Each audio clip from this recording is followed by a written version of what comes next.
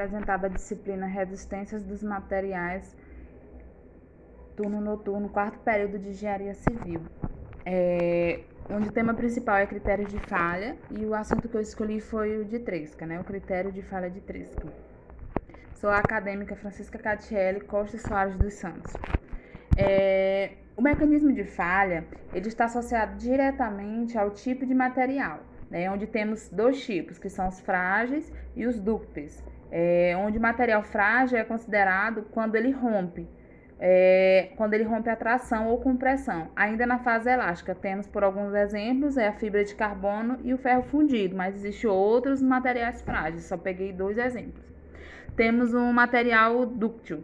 Ele é considerado dúctil quando suporta grandes deformações antes de romper.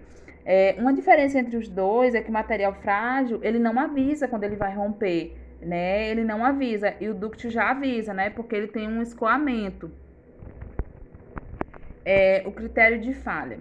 A avaliação das tensões e deformações sempre é feita em função de certas propriedades do material. Porém, não basta apenas calcular essas grandezas. É necessário confrontar os valores encontrados com limites pré-estabelecidos para verificar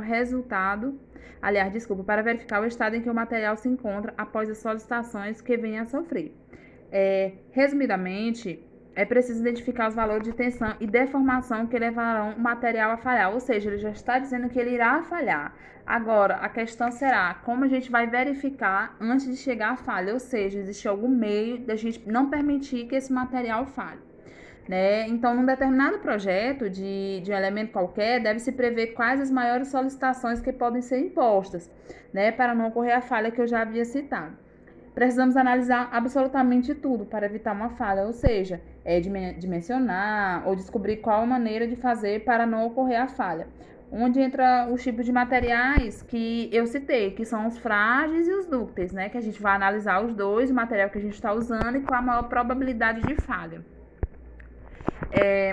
O critério de Tresca, né, ele diz que ele foi desenvolvido por Henri Tresca em 1868, sendo largamente utilizado nos dias atuais para a previsão da falha dos pontos pertencentes a materiais dúcteis, né? E ele se baseia na ideia de que o material dúctil ele sempre irá falhar por escoamento. E é importante dizer que falha por escoamento quando se atinge uma tensão que é conhecida por tensão de escoamento.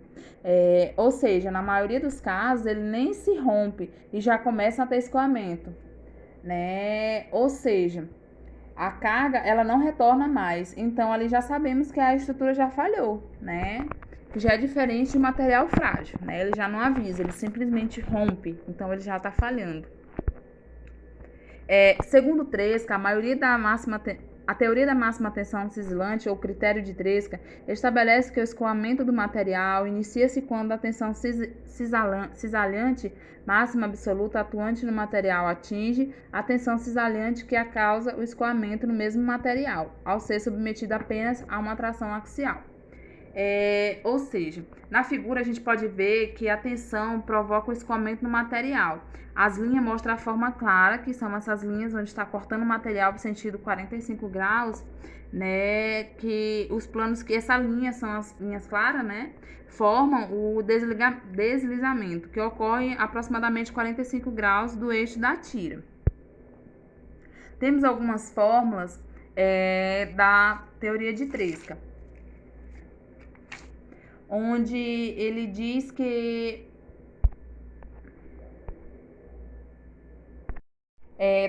temos agora as fórmulas da teoria de Tresca. Nessa primeira parte, eu não posso mostrar com o mouse porque eu estou fazendo pelo celular, mas a tensão que atua sobre o material tem que ser menor, como está escrito, né? Ou igual à tensão que esse material resiste. A teoria de Tresca diz que os pontos que estão dentro do polígono, que é esse do meu lado direito, né, que mostra a figura de um polígono, e os pontos que estão dentro desse polígono estão em condições de segurança, ou seja, eles têm menores probabilidades de falha. Já os que estão fora, né, eles têm a maior probabilidade de falhar. Separei algumas atividades teóricas bem simples, só para revisar o que foi passado anteriormente nos slides.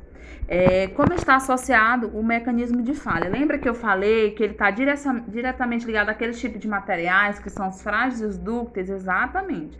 Então, está associado diretamente ao tipo de material, sendo ele frágil ou dúctil. Temos a questão 2, né? Como a tensão deve atuar sobre um material, né? A tensão tem que ser menor ou igual à tensão que o material pode resistir. Então, foi esse meu trabalho. Eu agradeço a atenção.